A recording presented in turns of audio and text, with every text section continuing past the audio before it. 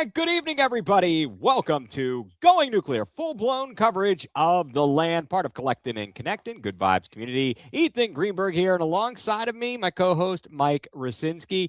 Mike, how are we doing this evening? Are you enjoying the warm-up in the weather up here in the Commonwealth? Oh yeah, it hit 80 degrees today, and it might get 90 tomorrow, at least up here by DC. It's wonderful. It reminds me that spring and summer are here. The guards are playing. We got NBA basketball playoffs. It's going good. It's Yeah, going good. And the draft. yeah, That's can't me. forget the draft. I mean, or though maybe we can or should. I don't know. Last year It's turned out to be pretty solid. it's our Super Bowl every year. This is the Brown Super Bowl. It's literally it's quite honestly the high point, the high watermark for the season is the draft because you have maybe you feel like there's that tiny bit of hope, Yeah. and You're then reality sets in pretty quickly thereafter. But it is what it is. It's no, all you're absolutely right. It's the only time all year we have hope as Browns fans. So I'll take it. yeah, I But know, I know. It has been it's been rough. You know what? Let's get them out of the way first. okay. Let's just get the So Browns out of the way and be done because there's not really because the thing is there's not much to yeah. say. There Yeah, really you're right. isn't. The biggest thing is national media is living it up and loving life because all they want to talk about is the Browns should trade Miles Garrett. The Browns should trade Miles Garrett. And I've had it. I know other people have had it as well with that because I don't think that the return you could possibly get would make it worthwhile. He has the no trade clause. He's Mm-hmm. not going to go to a crap team. He wants to go to a contender. Well, if you're going to a contender, where are their picks going to be after this year? I mean, I know that they talked about the possibility of a team like Dallas because Dallas has a couple of first rounders this year. But if you add him to Dallas's roster, how much better are they going to be? And then if let's say they give you a few first round picks for like the next couple years, if they're even better adding a Miles Garrett, your first round pick is really a late first rounder, almost a second rounder. What have you really gained? And you've gotten rid of your future Hall of Famer for a bunch of potential. Yeah. No, And I don't we've understand. seen how that works. Yeah, never well for the Browns. I mean, doesn't make any sense because sorry, let me silence that real quick. Hey, So it's you're come very through. Yeah, important. it doesn't You're very important. It was the G. That you know what? I think that was Jerry Jones calling. He wanted to talk to you about a deal. it was Carter. Carter who may be coming in late to the podcast. We'll see. But maybe All not. right. Well, Okay. he's out enjoying the nice weather. As But he should be. yeah, absolutely. But as far as this trade talk, it makes no sense because they restructure his contract almost every year. This is no different than what they've done before. The only difference is they signed him last year to a new contract with a no trade clause. So if anything, it leans more to him not being traded. It's not like we're doing anything different than we've done in the past years. We restructure everybody's contract. It doesn't mean we're going to trade him. It's just so we can actually free up salary cap room.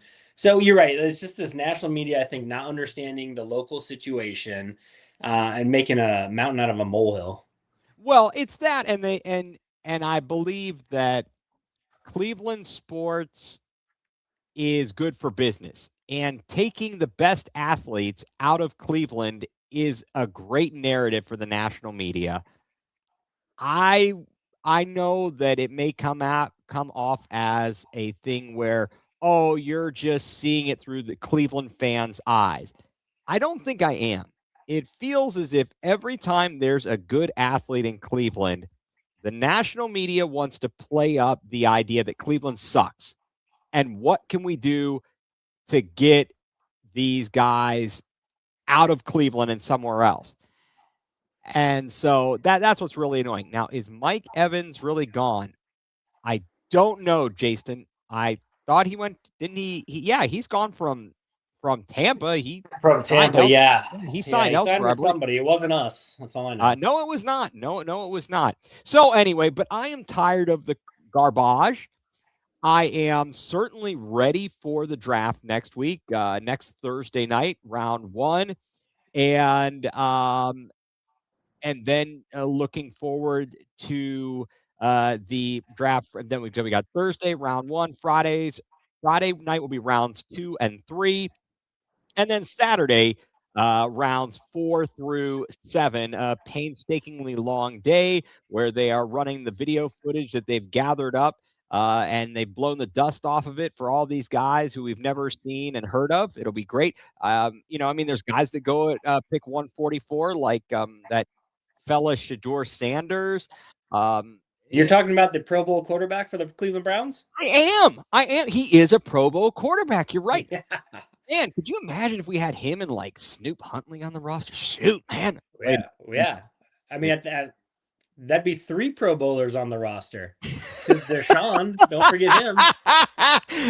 How could I forget him? Oh boy. Okay, here's a good question. All right. So first of all, yes, Mike across the pond, thank you for tuning in. Yes, he is on the 49ers. To answer this question, are the Browns starting Shador Sanders? I honestly hope so.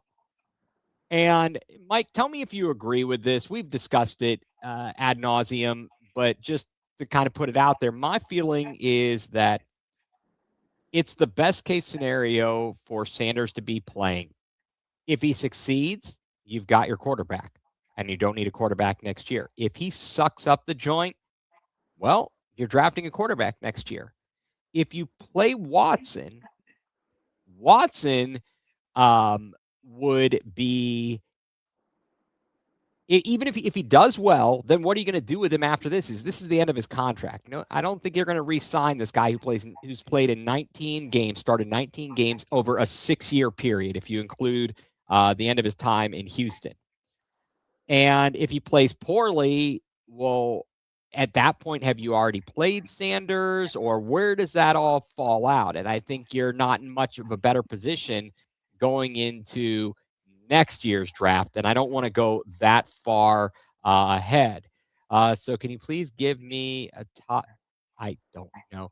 All right. So what do we got here on watching the draft from Florida? Don't blame him for not wanting to go to Pukesburg for the draft. Yeah, I don't blame him for not wanting to go to Pukesburg. But what do you think, So Mike? I'm with you. I'd rather see Sanders. I'd rather see Dylan Gabriel over Deshaun at this point. I'm done with Deshaun. I know there's this talk about, yeah, he could play well and we could re-sign him again. I don't want any of that. I want Deshaun as a third string quarterback in case Deshaun and I'm sorry, if Sanders and Gabriel get hurt, and that is it. But let me ask you this hypothetical. Let's say the Browns do start Deshaun because, it's the Browns and they could. And let's say he goes, I don't know, 10-7, starts the whole year, goes 10-7. Would you re-sign him, or is there too much animosity? Oh, Could you forget all of the past if he actually brings success to the Browns? If he brings success, he's going to want a giant contract, and I'm not giving him that. Get the heck out of here with that. I was hoping you'd say that. Yeah. Yeah. No, that's all right. That's a hard pass. That is a hard pass, and I think that you're right. There is the emotional side of it, the animosity, because the team is behind the 8 ball because of this move. They made a high risk move, and it's turned out to be a bust. It's been a low reward, and there's Mike from the hell no is maybe the worst trade in NFL history. It might be. I don't know. Ricky Williams trade for the Saints, giving up their entire draft to get Ricky Williams. Bad idea. At least he wasn't accused in court of doing illicit things. Right. Yeah. That's we don't have to replay all of that. We don't have to. I ain't getting into that. So I think that the Browns right now need to concentrate on building again through the draft. Last year, we had an incredibly successful draft by all metrics. The fact that we were able to trade with Jacksonville, we were really hoping Jacksonville was going to stink again, but they turned out to be really good. Their pick is the 24th pick this year in the first round, which is ours. We they go ahead and they get Travis Hunter. And apparently there's reports, I don't know, that maybe they're going to focus him solely at cornerback instead of cornerback and wide receiver. So ultimately, it looks like the Browns came out on top there. Also, we used the extra pick on Quinshon Judkins. He appears to be healthy. Every pick was pretty darn good. Granted, you could question the Gabriel third round pick, and you could even question picking Sanders in the 5th round, especially after you pick Gabriel in the 3rd round. But all in all, Fannin, Sampson, Schlesinger, Judkins, Graham, all very good. A lot of potential there as Schlesinger was a defensive rookie of the year. Fannin had a great season and had a great rapport with Shedeur Sanders. So that's kind of my feeling is you go into this draft and you need to keep adding talent. You don't need to subtract, and you need to put yourself in the best position to win as possible. We've been saying it for years. Give us some adequate offense. So And it's going to make the defense look that much better when they're playing well. I think one of the questions I have for you, we've been debating a little bit with the number 6 pick, would you take an offensive lineman or a wide receiver? Let me throw this one at you. Would you rather have them take, hold at number 6 or trade down to somewhere else in the 1st round? I don't care where, and rack a couple extra picks either this year or next year. I don't hate it. It depends on who's gone through the first 5. It depends. I can't say for sure. There's so many scenarios. I wouldn't hate it. Let me just say that. Last year, I was distraught when the Browns traded out of 2. And I'm like, what are these bozos doing? And obviously, my initial reaction might have been a bit over the top. But we came back down to earth. And certainly the results were good. So I need to see those first few picks to be able to better judge whether or not that would be good. It all depends on who you're trading with. We've seen what happens when we trade down. How many times did we trade down in a draft and stink up the joint? Corey Coleman. I mean, we've done so many bad things. There we go. So Mike says ideally the Browns double trade on opening night, down and then up. So down from 6, up from 24. And if you, as he says, get a wide receiver in the 10 to 12 range, trade up from 24 at, or he's saying that's up from 24 back into the first round. Any way you slice it, I think that there is certainly room for movement, and I wouldn't be surprised by anything at this point. It is absolutely silly season out there. With all the coverage that the draft has, and they're running out of things to talk about, and that's why they're talking about whether the Browns should trade Myles Garrett. And I just, for so many reasons, I'm like, get the heck out of here, and I got nothing on that. But certainly looking forward to getting the draft over with so we can move forward with that. I mean, I guess for you, what would you ask me the question?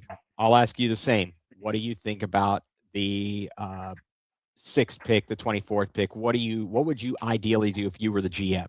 Yeah. So like you said, it's going to depend a lot on, I think, who gets picked first and what positions start going. But in an ideal world, I would like to see them trade down, get an extra 1st rounder, whether it be this year or next year. And then seems like there's a lot of good offensive linemen out there. And I think if you trade down, you could still get a quality offensive lineman and maybe a 2nd tier wide receiver if you were picking in the middle of the 1st round, then late 1st round. Say we trade from 6 to, like Mike said, 12 or 15. Solid offensive lineman, use 24 on a wide receiver, and then get an extra 1st rounder next year or something like that. I would be okay with that, depending on how it flows. My biggest thing for the wide receiver, certainly outside of health has to be a concern. You don't want to get a guy who's injury prone. And I know that's the knock on Jordan Tyson, which is Jalen Tyson's brother. The knock on him is injury prone. I need someone who can catch the ball. I don't need any more guys who have a case of the dropsies. I don't need Jerry Jeudy. I don't need to see Greg Little, stone hands out there. Please, just pick a guy who can catch the ball consistently. That would kind of be helpful. But we'll see what happens. I saw something just on my social media of interest. I don't think Nick Chubb has a home right now. Oh, really? Still? Yeah, I know we've got Judkins, Sampson, and Rocket Sanders. But just out of curiosity, would you kick the tires if someone went down with an injury? You wouldn't hesitate to bring him back into the fold, not as necessarily your feature back, but into the running back room? 100%. I mean, number one, the goodwill that would bring with the fan base, with the bad will essentially that the Browns have given us so far between Deshaun Watson and just putting a crappy team on the field for so long and this whole stadium drama. Give us some goodwill. Nick Chubb would do that. Two, I think he's probably got some gas left in the tank. We saw that with the Texans last year. He didn't do bad. His stats were actually they were all right. They were all right. He obviously it wasn't his greatest. I think that in that way, the Browns' move was okay from the production perspective. But I agree with you. Yeah, and he'll be another year back from the knee injury, and it takes, usually it takes a couple years. So I think he'll could be potentially more productive this year. And then three, we've got another running back coming back from a leg injury. Like who better to mentor him than Chubb? On Judkins. Have a big brother there that's gone through the same thing. That can't hurt. No, absolutely not. Yeah, certainly a different type of injury, but nevertheless, having faced that adversity. Okay, one more question on the Browns here because Mike posted this. Thoughts on what Joe Thomas was on ESPN Cleveland this morning. Kind of funny. I think this was planned. Tony Grossi normally does his daily segment on ESPN Cleveland, and he's on jury duty. Really? He's been on jury duty for all of last week and into this week. I'm like, I wonder if he called in a favor. It's coming up the draft season. I'm kind of tired of all this. Can my jury duty come now? I'm wondering Perfect. about that. But I wasn't listening really closely, but Joe Thomas said about offensive tackles, Wills in the draft, offensive tackle. I don't know what he said about Jed Wills. I know he said about offensive tackles swapping sides from college to the NFL shouldn't be a problem. I guess that's what you have. I would take his word for it. Yeah. If Joe Thomas thinks you can do that, then I've got to take. He knows best. Maybe we should hire him on as a coach if he can help him. No, I think that if he wasn't so heavily invested in his family, and maybe at some point he'll be up to it, but the guy, he's busy, and he could be like Kluber for the guards, do the like advisor role or something. Exactly. And then everyone will yell when we let him leave the building, a la Mike Vrabel. Oh, Mike Vrabel, I haven't seen him in the news at all these days. I don't know. Yeah. I don't know what happened. I mean, some report. Hey now. Oh, boy. Right. Oh, not going to touch that one there, Pelly. No problem. Well, let's, okay. That's enough Browns talk. I think we've worn them out. They're an energy suck, right? What should we go with next? Should we talk a little Guardians, then we'll finish off with Cavs playoff basketball, talk them a little bit? Let's do it. That sounds great. All right, moving on. Let's go over to the Gardos. The Guardians with a big win last night, bouncing back after that debacle on Sunday. Okay, no, wait a second. I just want to get it. Problem with Jed Wills' motivation and desire. No kidding, Mike. Remember he said he made a business decision at the That's right.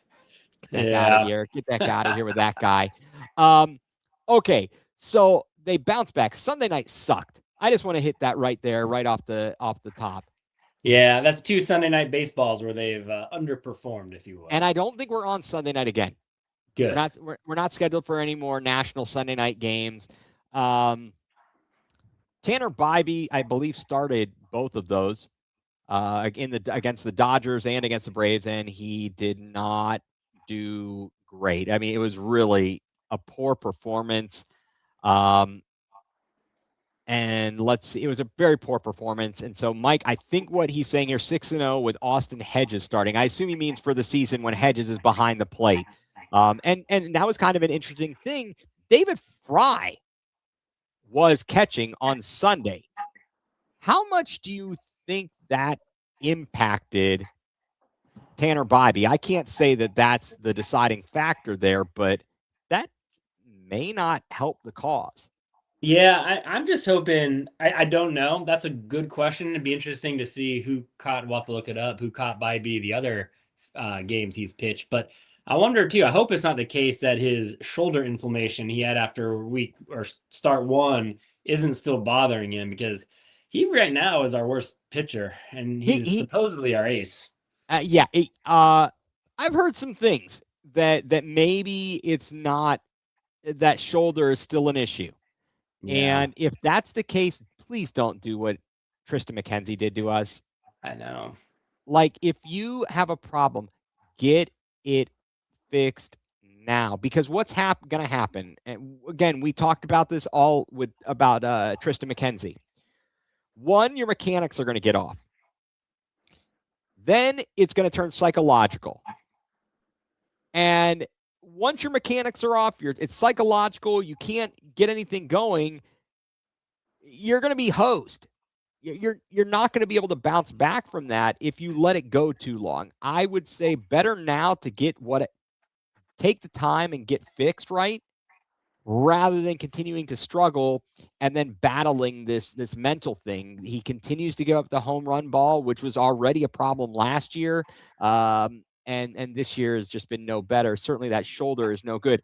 And here's a good thing about Hedges behind the plate.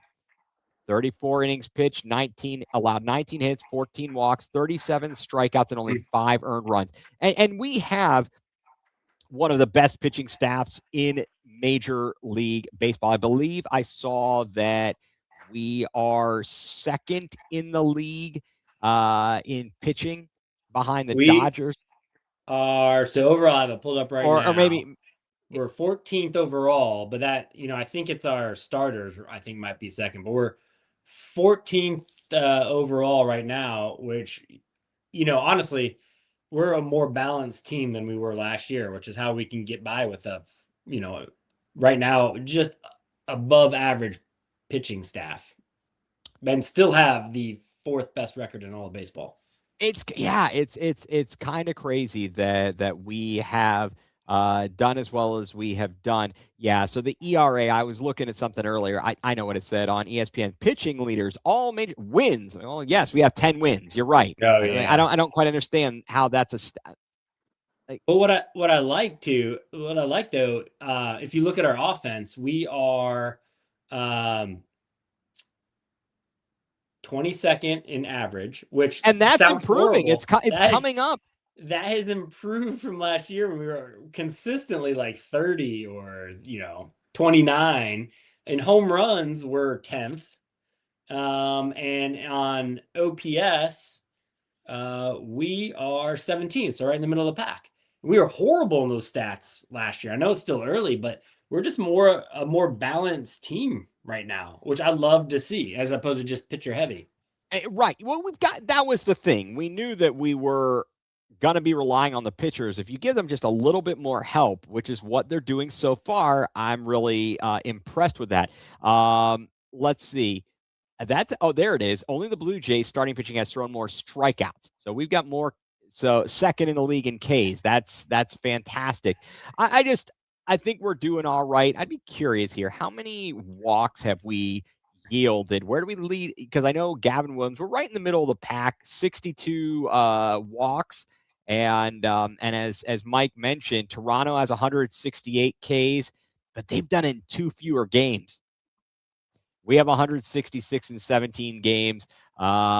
Philly with 164 in 16 games. So, but it's all good. I'm not going to complain at all. The batting, sure. Could our hitting be, come around a little bit more?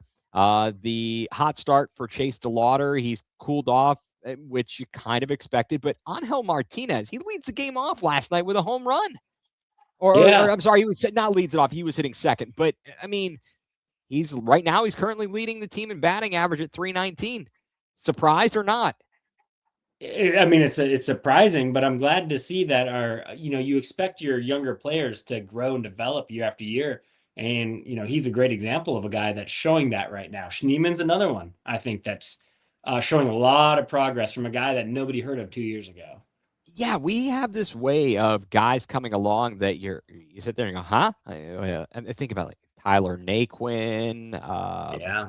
I'm trying to think of some other guys. Like, was Kipnis really? Did anyone know who the heck Kipnis No, was when he came nobody up? knew who he was. Michael Brantley, the player to be named later in that trade.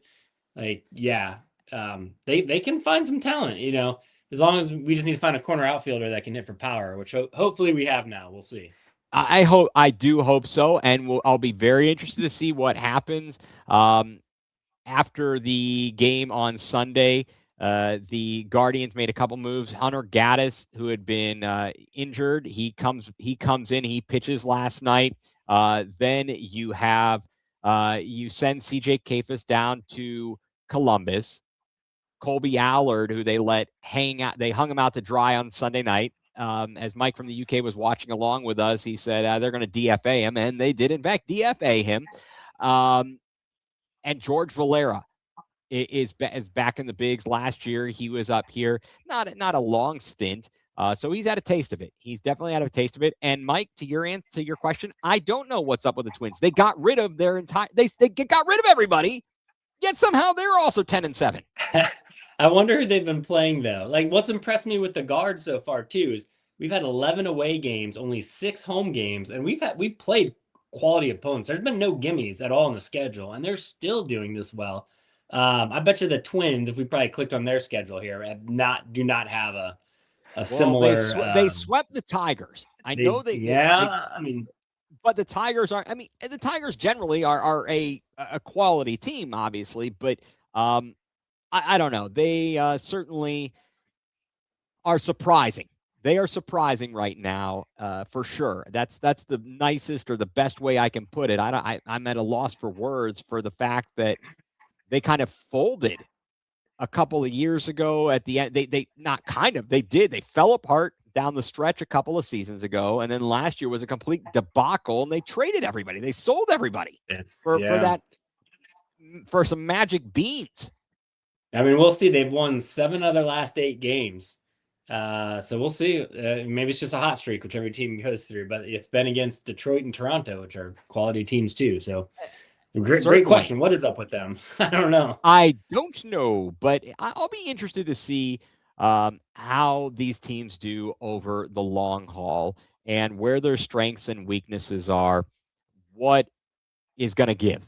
What's going to give? Are they going to be able to maintain this level of play? Are the Guardians are going to maintain this level of play? Are teams that are struggling right now, are they going to improve? Are they going to continue to stink? As we saw last year, baseball, 162 games, and even when you think you're done and out, suddenly you're back in. I mean, that was crazy to make up 15 and a half games was just extraordinary. Unfortunately, as we've lamented, the way that it ended in that wild card series against Detroit, where we got blanked 1-0 by Tarek Skubal, that just kind of sucks. So, you know what? That does suck, but nobody's going to remember that Detroit beat Cleveland in, round 1 of the playoffs, because Detroit went nowhere. Everybody's going to remember that the Guards came back from 15 and a half games last year. It's in the history books. I love. I'd much rather have that. Yeah, it is in the history books there. We've only lost 1 series on the season, which was in Atlanta. They lose 2 out of 3 in Atlanta, but Parker Messick dealing on Saturday when the Guardians shut out Atlanta, winning 6-0. Jose Ramirez had a home run on Saturday. He is now homered against every other team in Major League Baseball, just continuing to cement his legacy, not only in Cleveland but in Major League Baseball. Amongst many of the greats, probably doesn't get as much recognition nationwide as he does in Cleveland.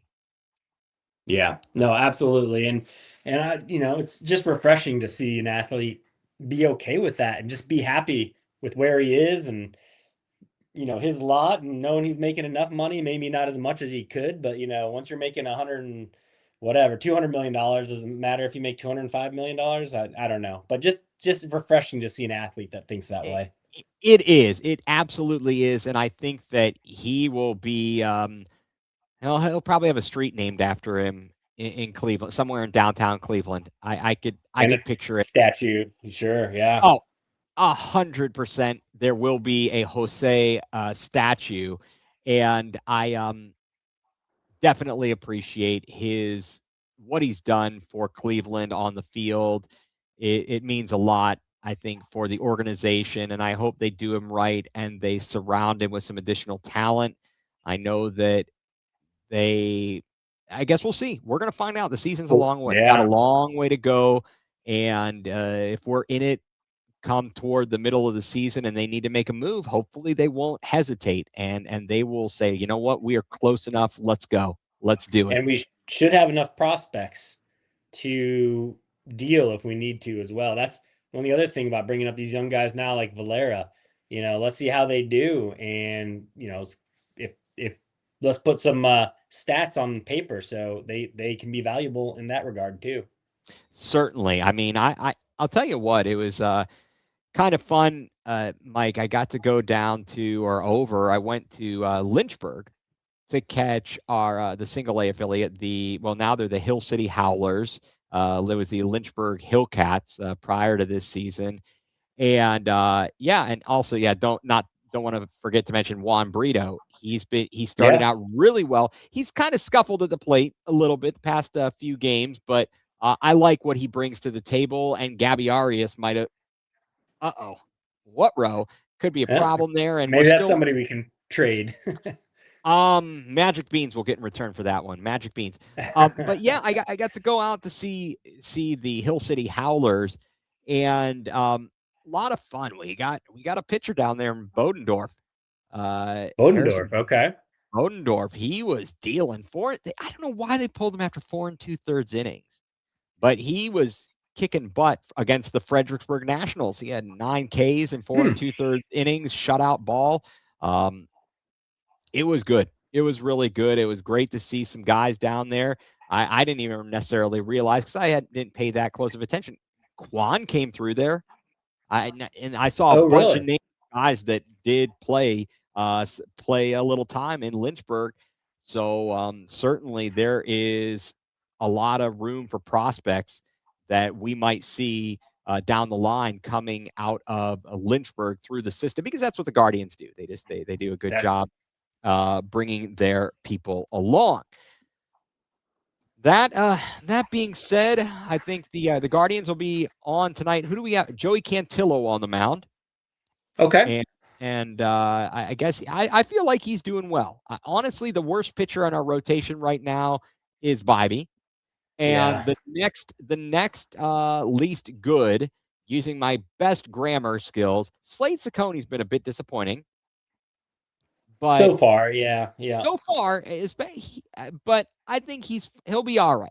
He'll be all right. I know in his first start, apparently he was sick. He had been under the weather. So whatever it is, and then I think he was on the mound on Friday night, and things kind of got away from the Guardians. If I'm keeping my days straight, when he was on the mound, he gives up a couple jacks and it's like, okay, dude, get him out of there. He gives up a home run to Acuna, and then another guy gets on base, and I'm saying, get him out, get him out.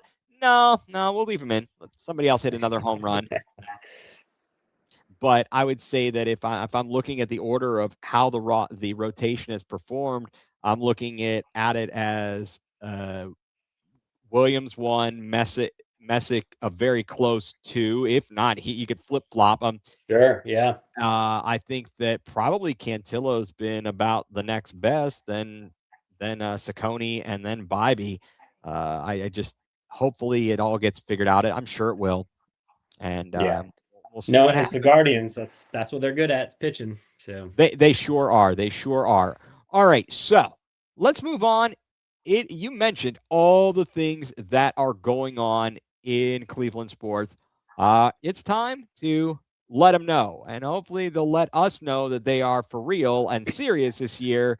The Cavs are headed to the playoffs, the number 4 seed. They finished amazing 52-30. Did you ever think that you would see our Cavs team win 52 games and were disappointed by it? I know, without LeBron too. Yeah, I mean, That well, I was going to say, like, back in the day, in the heyday of the late 80s, early 90s with Doherty, Price, Nance, we won 57 games a couple of times. And that was amazing. And last year we won 64, or did we finish 66? I can't recall if it was 60. I think it was 64 last year. I think you're right. Yeah. And this year we come in and we're going, okay, we're going to be all right. We're going to be good. Garland goes in, has surgery. You think he's going to be, his toe's going to be all fixed up. We knew he was going to miss a little time to start the season. Then Max Strus gets injured before the season, and we never got healthy. Well, let's not forget that everybody's excited about getting Ball. We got rid of Okoro and got Ball, and that was supposed to fix a lot of things. And Hunter's back, and a whole year with the team now, and he's going to be even better. Like, there's a lot of hope going into this season. Oh, absolutely. We were looking at it going, okay, we should be good to go. We said, all right, we lose Ty Jerome, but Sam Merrill, he's taking a step up. And we felt defensively, Lonzo Ball would be just as good, if not better, than Okoro. And we really weren't.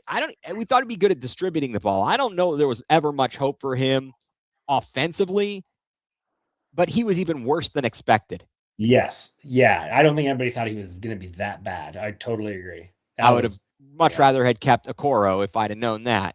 I know that Okoro was a little bit of an offensive liability, and teams would just sag off and let him stand in the corner to shoot a three. That's a problem. You can't have that. However, and it was a problem in the playoffs mostly. He was fine in the regular season, it seemed, but for some reason he just couldn't do it in the playoffs. Well, last year he was good until he got injured. He was actually shooting 40% from three. He gets injured, and then he stinks. And then he never figured it out. We've seen, though, some players emerge this season amongst all this mess. The downside is we haven't been healthy all season long. We had 41 starting lineups in 82 games. We never had our full complement of players on the court together. We make a couple of big moves at the trade deadline. We move on from Darius Garland. We get James Harden. We move on from DeAndre Hunter. We got Keon Ellis and Dennis Schroeder. Jalen Tyson stepped up in year 2. Sam Merrill became more than just a 3-point shooter. But Naquin Tomlin. I was going to say Naquin Tomlin. He's a two-way player. And at the beginning of the season, with all these injuries, he takes full advantage of his opportunities. We added Thomas Bryant. Not too shabby. He brings a lot of energy and a veteran leadership and playoff experience. I like that. But Dean Wade consistently inconsistent because he's injured. There's games he doesn't shoot the ball, doesn't score. Like, what is he doing out there? You've got games where Evan Mobley shrinks. He's had injury problems. Poor Jared Allen's had injury problems. I feel like you couldn't count on any of these guys on a nightly basis. Finally, Strus gets back in the lineup, and they're having to load manage him as he's come back. But he does add some spark to the lineup. It'll be interesting to see what Kenny Atkinson does from a rotation perspective. And they're at 0 games at full strength and for the Cavs all season long. With a guy like James Harden, he's been durable. And the knock on him, everybody's talked about it, him having not the greatest postseason performances. Mm-hmm. But at the end of the day, he can take some attention. We talked to Tim Alcorn about this. He could take some attention off of Donovan Mitchell. They can't just sag off of somebody of the other guard on the floor. Right. They've got to guard him. They can't double team Donovan all the time. Yeah, that's a great point. And one thing that everybody always debates too is this rest versus rust, debate. Do you're locked into the number 4 seed. Do you rest everybody? But then you're gonna have a week off because you're not in the play-ins. Should really play them more.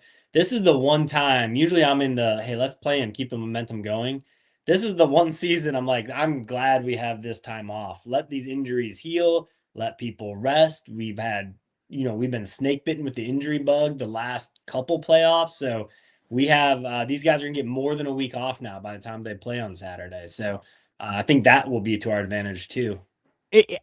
Let's hope. Let's hope it is, and they need to come out ready. We'll get to that. We'll get to the scheduling thing in a minute. But the last year, remember, they ran through everybody, and guys weren't playing as many minutes. And I think, and that caught up to the Cavs when they got into that second round because they blitzed Miami, beat the living snot out of them. Yep. In 4 games. They start against Indiana. Indiana is catching fire and pushing us. The physicality, the speed of the game. Poor Donovan Mitchell, he looked winded, and it seemed as though the conditioning wasn't there because they didn't need it all season long. He played, I think, like a career low minutes per game last season. I might be exaggerating a little bit, but that seems to stick out to me, whether it was or not. They did a good job. They were like, we're killing teams. We can rest guys. So this year we didn't have that luxury because we were dealing with injuries. That might be a positive that they didn't get to sit around and be in games where we were blowing teams away.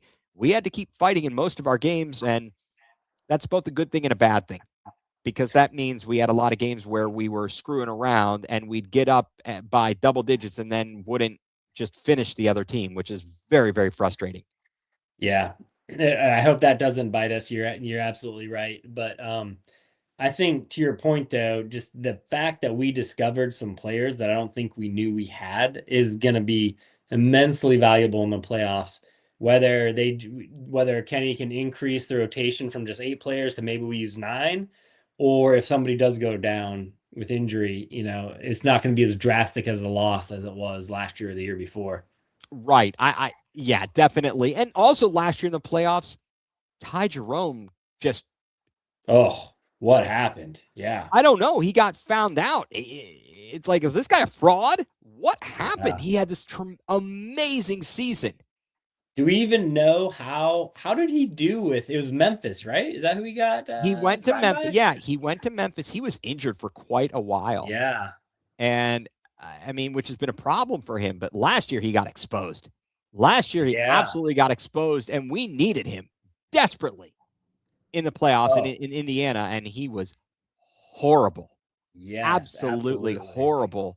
Yeah, and then interesting. Okay, yeah, Mike points out again. This Brian Windhorst was on ESPN Cleveland talking about the Cavs and the early games, and I'm trying to think exactly what it was that he was talking about, or specifically saying about the early games. But I know that he was saying, look, you don't want to come out and let Toronto get out in front of you. He spoke to how Toronto wants to play fast. We want to slow it down. So we don't want to let them get confidence. We don't want to let it get them ahead of them. Let them get out in front of us early. We can't do that. We can't do that. Interestingly, so the Raptors end up getting the 5 seed on the last day of the season. They win the tiebreaker over Atlanta based on the head-to-head matchup. And actually, that almost got flipped on its head when Orlando almost beat Boston. Because if Orlando had beaten Boston, that would have been a 3-way tie between Orlando, Atlanta, and Toronto. Atlanta would have gotten the 5 because they would have won the Southeast Division or whatever division. I don't even know what the divisions are called anymore. Yeah, doesn't even matter. Really, not too much. And ultimately, Boston was able to pull it out as they were playing not their best lineup. And while Orlando was trying to force or push up in the standings, so they had a lot to play for. Atlanta rested everybody on Sunday, and they got blown out by Miami. Miami played all their players.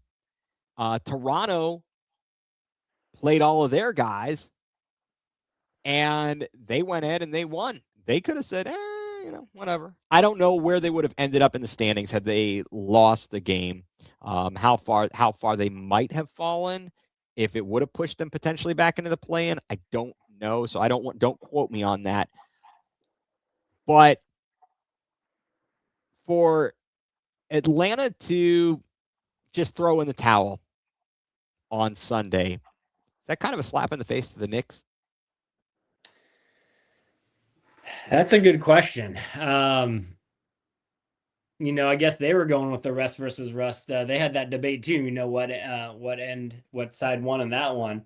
Do you think, does it show respect to Cleveland a little bit that they Yeah. didn't want to face Cleveland more than yeah. slapping the face to the Knicks? I wonder.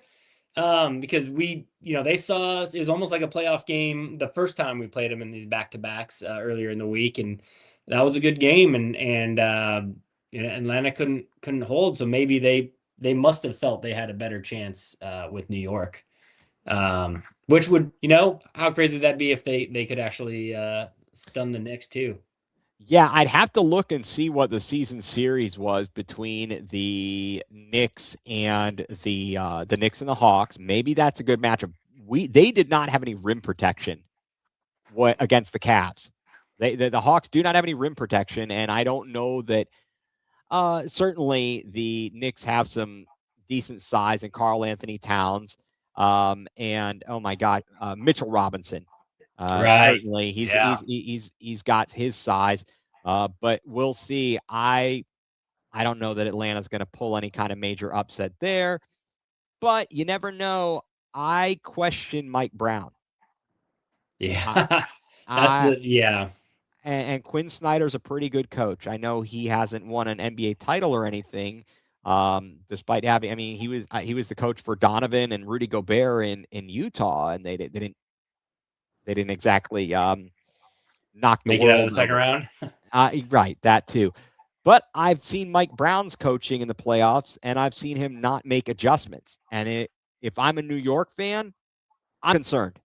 Yeah, and ultimately, it probably won't matter for us, for Cavs fans, because I'm sure we wouldn't face them until the conference finals, anyways. If we make it that far, and it's probably gonna be Boston anyway, so right, it really doesn't matter for us.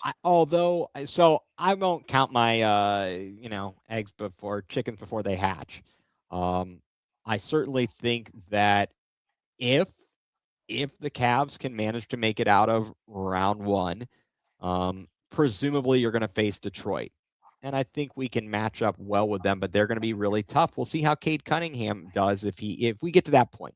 Cunningham. Well, yeah, I was going to ask, what is his status? Do you know? I mean, I believe I saw him practicing, and I believe that he will be back. That what did he have, a lung collapsed lung? There it is. Thank you, Banana Mac. There it is. Okay, Mike's got it. Knicks won 2 of 3 against the Hawks. Okay, so the Knicks have the favor there. As a okay. As a Raptors fan, go Raps. So, hey, that's okay. Look, I don't mind. I mean, Drake will be there to ruin it for you.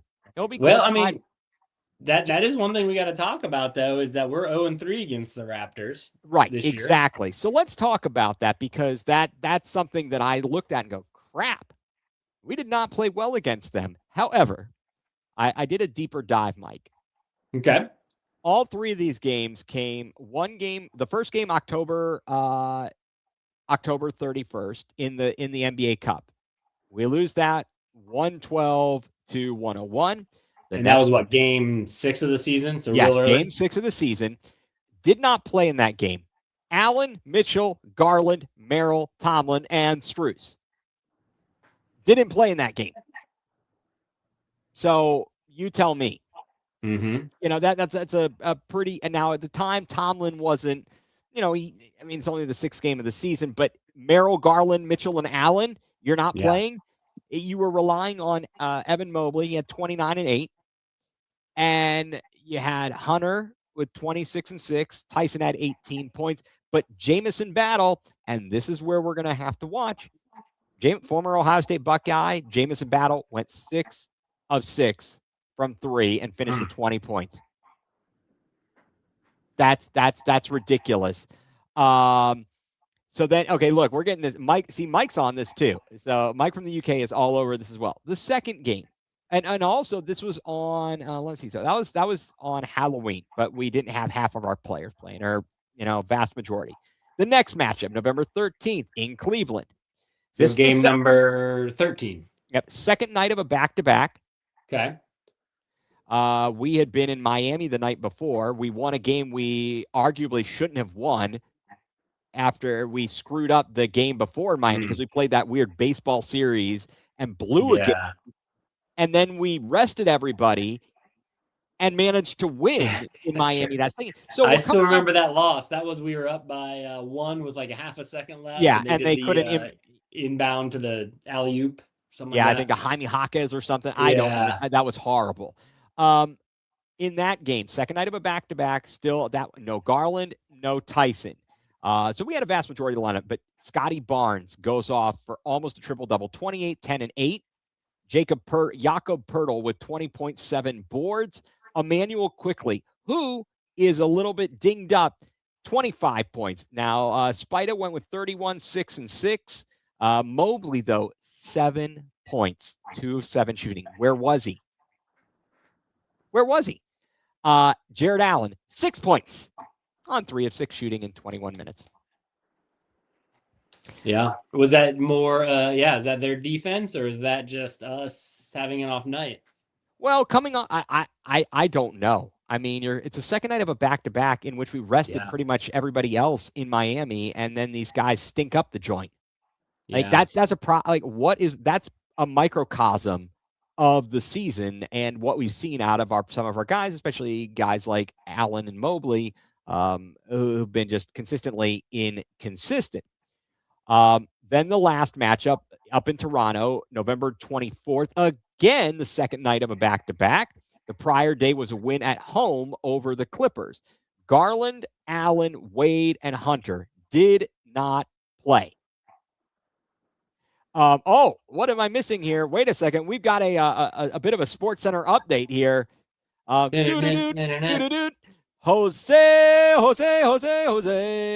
Okay. Jose with a home run. Bro. Thank you for the Sports Center update there from Mike from across the pond. So on November 24th, again, a second night of a back-to-back. We won the day before at home against the Clippers. Mitchell had an awful game. 17 points, 6 of 20 shooting, 3 of 12 from beyond the three-point arc. Now, what was even worse is Lonzo Ball had 8 points, and he seemed to think he was going to be a shooter extraordinaire. 3 of 15 from the field, 2 of 12 from beyond the three-point arc. I can accept Mitchell shooting poorly from beyond the three-point arc. Ball, no. You could probably go 2 for 12, I bet. I might. Although I'd probably get all my shots blocked. I am a little bit. You should have seen it. I'm standing next to that guy, the catcher for Hill City. His name is Howard, and he's taller than I am. But Bodendorf, he had to be. He was well over 6 feet. I haven't looked up his stats, but I'm like, hey, how's it going, buddy? How's the weather? I bet you'd hit the rim at least 2 times if you took 12 shots. Oh, I think I could pull that off. I do think I could pull that off. So with all of these things kind of in mind, what are your takeaways from the season matchup with Toronto? Yeah, no, thanks for the rundown. That's actually really helpful to put things in perspective, because I think a lot of people see this, we're 0-3 against Toronto. Oh crap. But when you look deeper, like you just did, it doesn't look so bleak when all the things that, was going against them. And the fact that we played them 3 times within, the third game was game 19 in less than a month. Yeah, in less than a month period, we played them all 3 times that we played them all season long. So yeah, a lot has happened since then, and they're the number 5 seed, so they have done well this season too. So you definitely cannot discount them. I do not think it's going to be a 4-game sweep like we had with Miami last year. But I I feel confident that we can take this one. Maybe take it in 6. I could see. What do you think? All right. So my takeaway on the positive side is that this is a completely different team than when we played them. Look at we discussed earlier the roster. We've got no Hunter, no Garland, no Lonzo Ball. We bring in Schroeder, uh, Ellis, and Harden. Vastly different roster. Just a vastly different roster. I feel much better about it from that perspective. Um, the fact that again, as we just talked about that breakdown, that we played them 2 of the times on the second night of back-to-backs. Certainly in the one, we had rested most of our players the night before, but nevertheless, I feel like we've got a good opportunity. But certainly they've shown our weakness, and most teams have all year. One, they want to push the ball. We have been bad in transition defense. How many times are we so lackadaisical?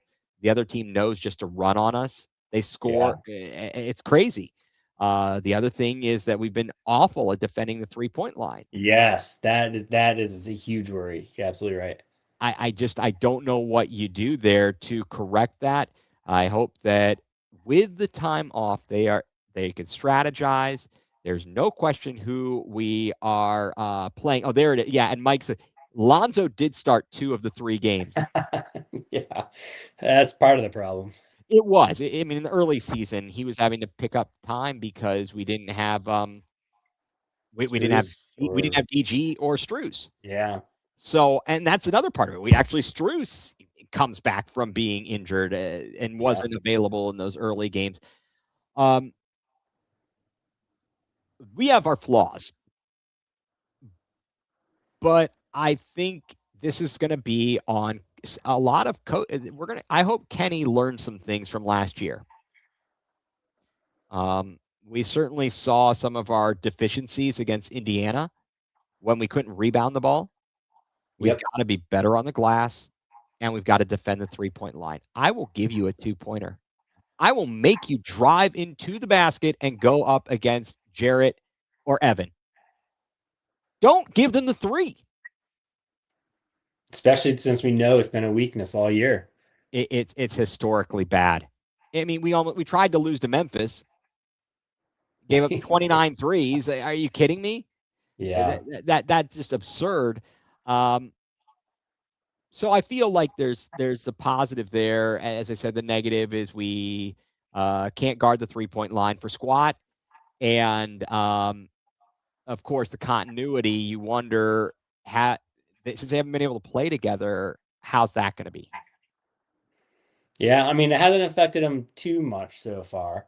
And we'll see. I wonder if it's going to change too, that they see the same opponent, night after night. That you can game plan a little differently, and maybe with a veteran lineup like we have, that should work to our advantage, I would hope.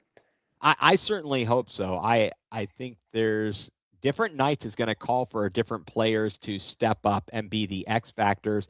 But who do you think? But can't wait for D Wade to start at the 3 in game 1. He probably will, probably for size. I think he will defensively start, but he can't be a timid. He can't be afraid to shoot. If he's going to be a statue out there, get him off the floor. Is Yeah. my opinion on that. Who do you think needs to be kind of the X factor and step up for the Cavs? I'm gonna say Jared Allen. I'm gonna say that because so many games we rely on the 3, or we rely on Mitchell, or one of the stars. But Allen is, I think, the unsung hero, and if we can just force the ball underneath, not only is he just a high percentage shot maker, but it opens up outside shots for the other guys too. So I don't want to see us rely on the 3 to start off too early like we've done in the past. I want to see us go down low to him, open up some other things, and then just see, on defense, he can take over a game too. I think even more than Evan Mobley can at times. Yeah, although he is short, technically he is shorter than Mobley, even though with his hairdo, it does Yeah, make him look a little bit taller. Maybe I need to go with that. I think. What do you think? I should go with a Jufro? do it. I would love to see that. Yeah. It would be very interesting, to say the least.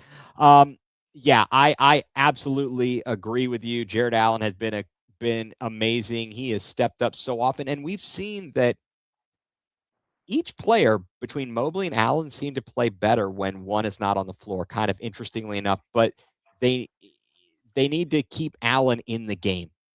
Get him into it right away. Don't let him be timid. He's such a quiet. That's not his Right. personality, and so I think you've got to get him into it right away. Um, I wanted to touch on something just off the floor real quick, because we've been so blessed to have Tim Alcorn on the podcast with us a few times and get to know him and meet him personally. Jim Chones going to be stepping away from the radio booth. He's going to have another role with the team, but he has been the color commentator with Tim Alcorn, and the laughs that those guys have on the broadcast. His laugh. It's infectious. It is. It really is. It's good to hear him, because he adds, some color commentators on the radio don't understand the role of a color commentator. I think he manages to balance things really well. He and Tim just mesh. They mesh very well on the broadcast. So they honored him in the season finale in Cleveland on Sunday, as the Cavs were playing at home at Rocket Arena. Also, the future of the TV crew is up in the air, because FanDuel, as far as I read, FanDuel Sports Network will no longer be broadcasting Cavs next season. I don't know. There was a suggestion maybe Dan Gilbert's Rock Entertainment Sports Network will take over the reins there, and they didn't mention who the personalities would be. I imagine they'd probably bring back a vast majority of the folks, but uh, Mr. Cavalier, I hope that he gets to come back in some form and fashion. I did like him on the broadcast as much as big Brad Doherty fan. You got to get that weak stuff out of here. Yes, right. So yeah, well, if they have open tryouts, you need to. I will plan on it. I've already started. Don't worry, the wheels started turning as soon as I saw that announcement. I'm like, I wonder. Yeah, and as Mike said, surely they move across like the Guardians have to the Guardians TV when they transitioned off of FanDuel Sports Network. So I think we have hit a lot of stuff here, my friend. We have.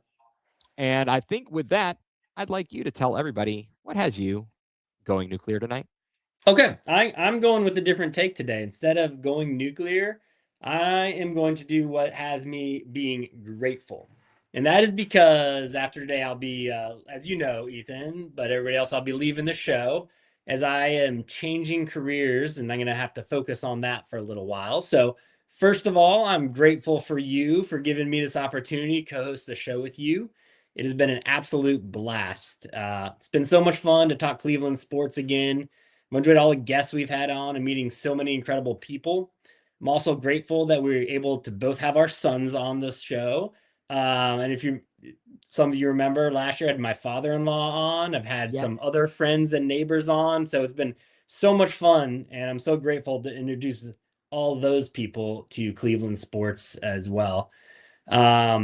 But most of all, Ethan, I'm just grateful for you. It's been an absolute blast to reconnect with you these past 2 years, and I'm glad that I get to consider you a friend. I know we'll continue to stay in touch, and I look forward to watching your future podcasts and seeing your broadcasting career grow even bigger, which I know it will. Well, that's I'm not gonna get choked up. I'll save that for later.